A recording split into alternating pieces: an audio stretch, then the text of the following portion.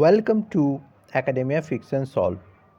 আজ আমরা চলে এসেছি ক্লাস 7-এর সায়েন্স নিয়ে, অর্থাৎ ওয়েস্ট বেঙ্গল বোর্ডের সায়েন্স নিয়ে আলোচনা করতে। এর আগেও বেশ কিছু ভিডিওর মাধ্যমে আমরা ক্লাস 7-এর সায়েন্স নিয়ে আলোচনা করেছি, অর্থাৎ পরিবেশ ও বিজ্ঞান নিয়ে আলোচনা করেছি। তবে তার আগে যারা এই চ্যানেলে নতুন, প্রত্যেকে এই ধরনের ভিডিও নোটিফিকেশান পাওয়ার জন্য অবশ্যই চ্যানেলটিকে সাবস্ক্রাইব করে নিও এবং পাশে থাকা বেল আইকন প্রেস করে অল নোটিফিকেশান অন করে দিও, যাতে অতি সহজেই এই ধরনের ভিডিওর নোটিফিকেশান পেয়ে যেতে পারো। আর ভিডিওটি ভালো লাগলে লাইক ও শেয়ার করে দিও। তাহলে আর কথা না বাড়িয়ে শুরু করা যাক।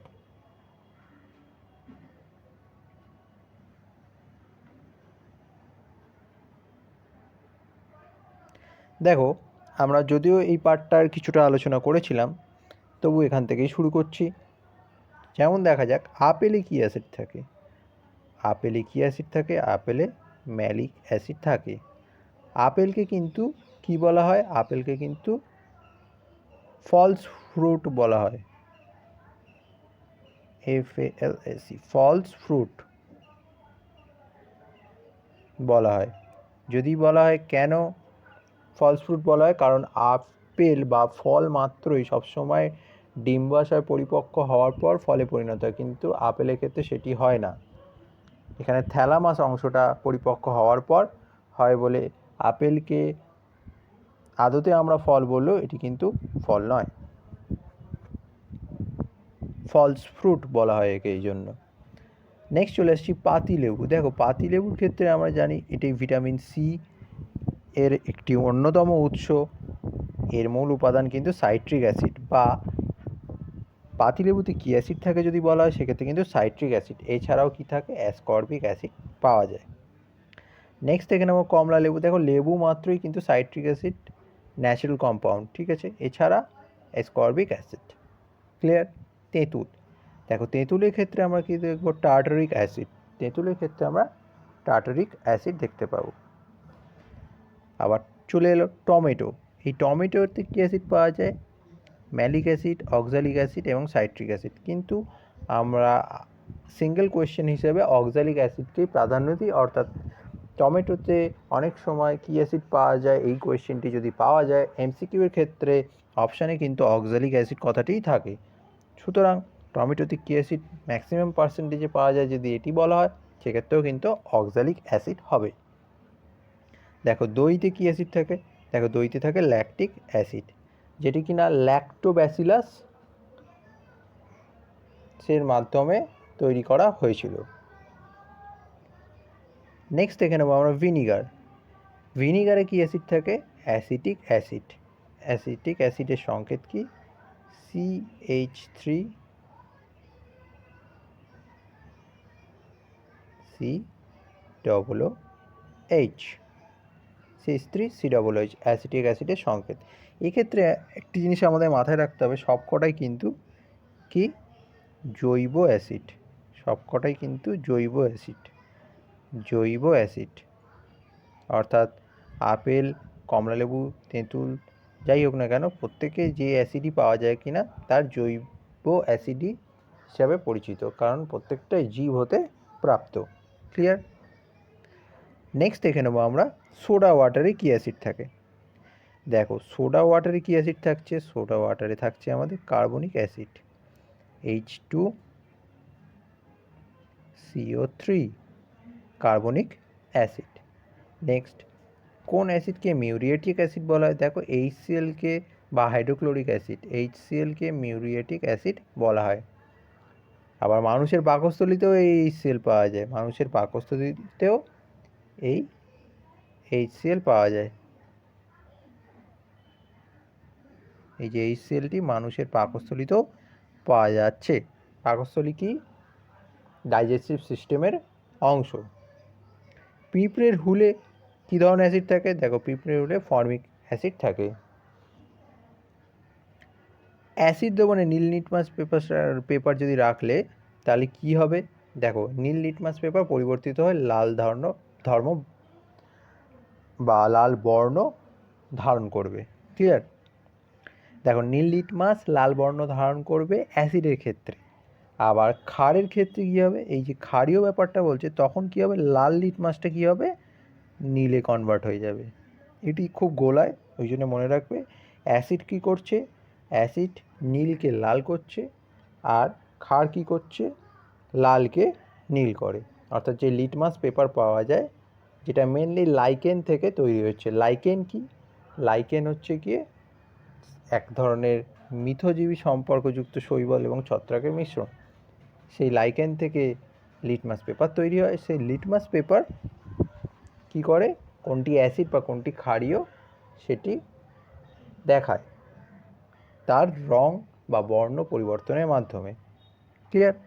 তাহলে অ্যাসিড নীলকে লাল করছে, কাকে, নীল রঙের লিটমাস পেপারকে লাল বর্ণে পরিণত করছে, আর ক্ষারীয় দ্রবণ কী করে, লাল লিটমাসকে নীল লিটমাসে পরিণত করে। নেক্সট থেকে নেব পিএইচ ভ্যালু। এই পিএইচ ভ্যালুর ওপর ডিপেন্ড করেই আমরা কি বলতে পারি কোনটি অ্যাসিড কোনটি ক্ষারীয়।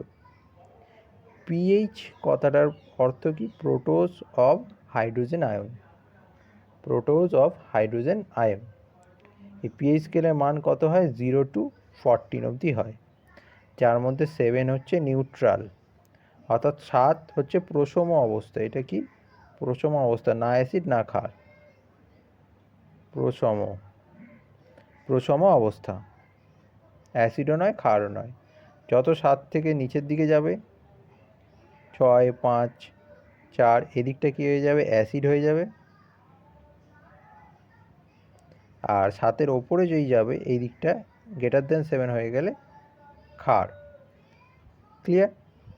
তাহলে মানুষের লালার রসে পিএইচের পরিমাণ কত হয়, দেখো মানুষের লালার রসে পিএইচের পরিমাণ 6.02 থেকে 7.5, তার মানে স্লাইটলি অ্যাসিডিক, ম্যাক্সিমামটা বলা যেতে পারে স্লাইটলি অ্যাসিডিক, মানে কিছুটা আম্লিক প্রকৃতির হয়ে থাকে মানুষের লালা রস। এই লালা রস কী করে, এই লালা রস হচ্ছে খাদ্যের পরিপাকে সহযোগিতা করে থাকে। আর মানুষের পাকস্থলীতে, দেখো পাকস্থলীতে একটু আগেই পড়েছি আমরা, কি থাকে, এই সেল থাকছে। পাকস্থলীতে কি রসের পিএইচ ভ্যালু কী হবে, বা পাকস্থলী রসের পিএইচ ভ্যালু কী হবে, দেখো 0.9 থেকে 1.05, মানে এটা প্রবলভাবে অ্যাসিডিক হয়। কারণটা কি, এই সেলের উপস্থিতি, এই সেল হচ্ছে অ্যাসিড, সেই অ্যাসিডটা পাকস্থলীতে থাকে বলেই এখানে যে রসটা প্রাপ্ত হয় তার প্রকৃতিটা কীরকম হবে, তার প্রকৃতিটা অবশ্যই অ্যাসিডিক বা আম্লিক হয়ে থাকে। নেক্সট দেখে নেব পিত্তরসের পিএইচ ভ্যালু। দেখো পিত্তরসের যেটি কথা বলা হচ্ছে, এটি কিন্তু আবার নিঃসৃত হয় কোথা থেকে, এই পিত্তরস নিঃসৃত হচ্ছে কি আমাদের লিভার থেকে। পিত্তরস লিভার থেকে নিঃসৃত হচ্ছে, লিভার বলতে যাকে আমরা যকৃৎ বলছি, যকৃৎ। তাহলে এক্ষেত্রে কত হবে, 8 to 8.6, অর্থাৎ 7-এর ওপরে হলেই ক্ষারীয়, অর্থাৎ পিত্তরসের যে পিএইচ ভ্যালু আমরা দেখতে পাচ্ছি তাতে এটা কি বলবো, এটি ক্ষারীয় দ্রবণ।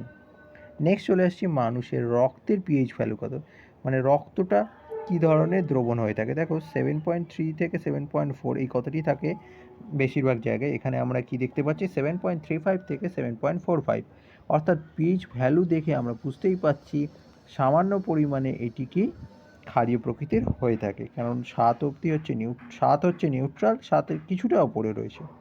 অর্থাৎ মানুষের রক্ত কী ধরনের দ্রবণ যদি বলা হয়, এটি কিন্তু সামান্য ক্ষারীয় দ্রবণ হিসাবেই চিহ্নিত হয়। নেক্সট এখানে আমরা মানুষের মূত্রের পিএইচ ভ্যালু কত, দেখো অ্যামোনিয়া থাকে, এই পিএইচ ভ্যালু 4.6 থেকে 8.0 হয়, অর্থাৎ 4.6 থেকে 8.0, তার মানে কিছু কিছু ক্ষেত্রে এটি কী হয়ে যায়, অ্যাসিডিক হয়ে যায়, আবার কিছু কিছু ক্ষেত্রে ক্ষারীয় হয়ে যায়। সেটি বিভিন্ন প্রকার খাদ্য গ্রহণ এবং বৃক্কের কার্যকারিতার ওপর নির্ভর করে। নেক্সট দেখে নেব আমরা কোনো মাধ্যমে মানবদেহে প্রত্যেক কোষ ঠিকমতো কাজ করে যদি বলি, মানে অ্যাসিডিক মাধ্যমে কাজ করবে ভালো, নাকি ক্ষারীয় মাধ্যমে ভালো কাজ করবে? অবশ্যই ক্ষারীয় মাধ্যমে কাজ করবে। ক্ষারীয় মাধ্যমে যে কোনো কোষ কাজের ক্ষেত্রে, মানবদেহের ক্ষেত্রে খুব ভালো কাজ করে। ক্লিয়ার? নেক্সট দেখে নেবো আমরা টেবিল সল্ট কাকে বলে। দেখো NaClকেই, যে খাদ্য লবণকেই আমরা টেবিল সল্ট বলে থাকি, ঠিক আছে? দেখো সোডিয়াম ক্লোরাইড বা খাদ্য লবণকে আমরা টেবিল সল্ট বলছি। আর বিট লবণ কাকে বলছি? রক সল্টকে, অর্থাৎ শিলা মধ্যস্থ যে লবণ পাওয়া যায় তাকে আমরা কি বলছি? বিট লবণ। নেক্সট দেখে নেবো পলিমার। পলিমার কাকে বলছে? দেখো পলিমার হচ্ছে অনেক ছোট ছোট অণু, ঠিক আছে? ধরো এরকম অনেকগুলো ছোট ছোট অণু যুক্ত হয়ে তৈরি করে মনোমার। তাহলে অনেক ছোট ছোট অণু জুড়ে তৈরি হয় বৃহৎ শৃঙ্খল, ঠিক আছে? যৌগ, এখানটা যৌবন হয়েছে, এটা কিন্তু যৌবন হবে না, যৌগ হবে। ক্লিয়ার? যৌগ, বৃহৎ শৃঙ্খল যৌগ, তাদেরকে যাকে পলিমার বলা হয়। এই যে তৈরি হয়ে গেল ছোট ছোট জুড়ে একটা বড় শৃঙ্খল তৈরি হলো, এই ছোট ছোট জুড়ে যে একটা বড় শৃঙ্খল তৈরি হয়ে গেল, এইটাকে আমরা কি বলছি? পলিমার বলছি। যেমন কি পলিথিন হলো অনেকগুলো ইথিলিন অণু জুড়ে তৈরি হওয়া পলিমার। মানে এই গোটাটাকে আমরা পলিথিন বলবো, আর এইগুলোকে কি বলবো? এইগুলোকে বলবো ইথিলিন, ঠিক আছে? এইগুলোকে আমরা ইথিলিন বলবো, আর এই গোটাটাকে বলবো পলিথিন। পিভিসি, পুরো কথাটা কি? পিভিসি হচ্ছে পলিভিনাইল ক্লোরাইড। পিভিসি পুরো কথাটা কি? Polyvinyl chloride. ক্লিয়ার?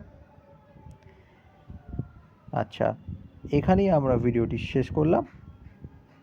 ভিডিওটি ভালো লাগলে লাইক ও শেয়ার করতে ভুলো না। Thanks for watching.